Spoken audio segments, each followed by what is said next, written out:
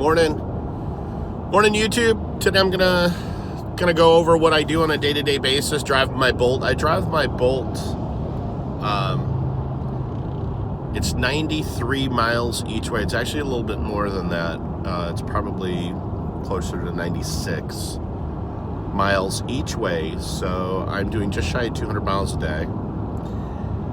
I typically get home with about 35 miles of range-ish. It's in Florida. It's relatively flat, but I get a lot of extra miles. If you're an electric car owner and you're trying to increase your mileage, keeping it under 70 miles an hour goes a long way in adding mileage, but also drafting. So when you get yourself behind a truck and you keep your speed a certain way, you'll notice that your energy usage is very low and you can go a long way. So there's not a lot of thinking involved in doing this. It can be monotonous when you're driving this long, hour and a half each way. But when you talk about the advantages of the cost of doing this trek, I'm saving roughly $50 a week in fuel. My other vehicle is a Cadillac Escalade, of all things, in a Dodge Challenger Hellcat. So those two vehicles would easily blow through $50 a week in fuel. In fact, the Hellcat would probably be 3 tanks a week to do this trip.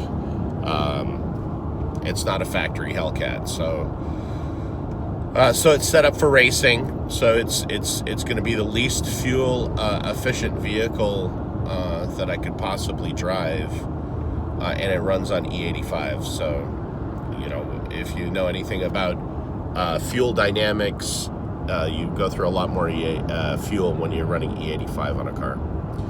Anyhow, I just thought I would update. Usually I will get anywhere from around 230 to 240 miles of charge. Driving normally, I'm keeping it roughly between 65 and 70 miles an hour, depending on what the truck in front of me is doing. Basically, just find a truck, draft behind them, stay a good 80 feet behind them, but take advantage of the drafting effect and get a lot of mileage out of it. So if you have any other questions, if you're looking at a Chevy Bolt and you have any questions about them, I've had this car for about a year. I love this thing. It's fun to drive. It really is. It's extremely peppy. If you have not driven an electric car yet, now this is coming from a guy who's got a Cadillac Escalade with the new LT1 in it, and as well as a Dodge Hellcat that makes well over 700 horsepower. This thing is peppy.